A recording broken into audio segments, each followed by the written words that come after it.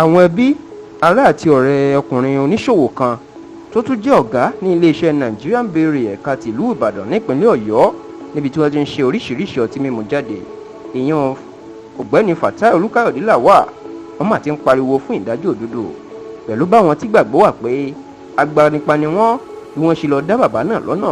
lágbègbè Airport Road nílùú Ìbàdàn tí wọ́n sì fìbọn pa á nípakúpa nítorí tí wọ́n ló fẹ́ tú àṣírí àwọn àṣemáṣe kan táwọn kan ṣe níléeṣẹ́ Nigerian Brewery jáde. Tẹlifíṣàn Yorùbá Tòótọ́ gbọ́ pé ọjọ́ 21 oṣù kẹta ọdún yìí ìṣẹ̀lẹ̀ ìbànújẹ́ náà ṣẹlẹ̀ lásìkò tí Fatai àtàwọn kan wa mọ́tò lọ. A gbọ́ pé lójijì ni àwọn agbanipa náà tí wọ́n wà lórí ọ̀kadà ni wọ́n fi ọ̀kadà wọn dá mọ́tò Fatai lọ́nà tí wọ́n sì ní wọn ò ṣe méní wọn ò ṣe méjì wọ́n ṣílẹ̀kùn mọ́ Fatai lórí níbi tó wà tí wọ́n sì fi ìbọn fọ́ lórí tí wọ́n tó yìnbọn fún ní ìgbáàyà. Àrùn ojú ni kì í ṣàrùn imú. Wọ́n ló tiẹ̀ ti hàn dáńgbà pé ìpakúpa ni wọ́n pa Fatai kò nílò kó ṣẹ̀ṣẹ̀ gbé lọ sílé ìwòsàn nítorí pé ẹ̀mí ti bọ́ lára ẹ̀ káwọn agbanipa tó ṣiṣẹ́ bíi tí wọ́n sì bá ẹ̀ṣẹ̀ wọn sọ̀rọ̀ tí kò sí ẹni tó rí wọn mú. Nǹkan táwọn ọ̀rẹ́ Fatai Olúkáyọ̀dé kan wá ń sọ ni wípé ó ṣeé ṣe kó jẹ́ pé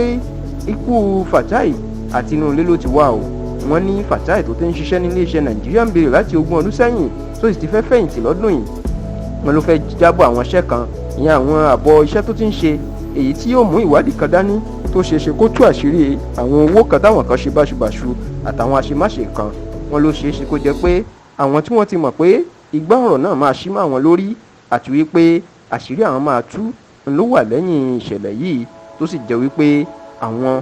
ló ṣeé ṣe kán lágbanipa sí Fatai láti pa á kó má bàa tú àṣírí àwọn. Ní báyìí àwọn ọlọ́pàá ìpínlẹ̀ Ọ̀yọ́ wọn ò tí ì rí ojútùú ìwádìí ikú Fatai dàsìkò tá a ṣàkójọpọ̀ ọ̀rọ̀ yìí bẹ́ẹ̀ ni wọn kò tí ì rí afurasí kankan mú èyí tó ń kọ àwọn èèyàn ẹ̀ lóminú tí wọ́n sì ń bẹ iléeṣẹ́ ọlọ́pàá ìpínlẹ̀ Ọ̀yọ́ pàápàá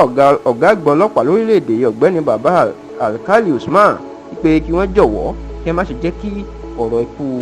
olóògbé Fatai Lawal Olúkáyọ̀dé kó lọ gbé bẹ́ẹ̀.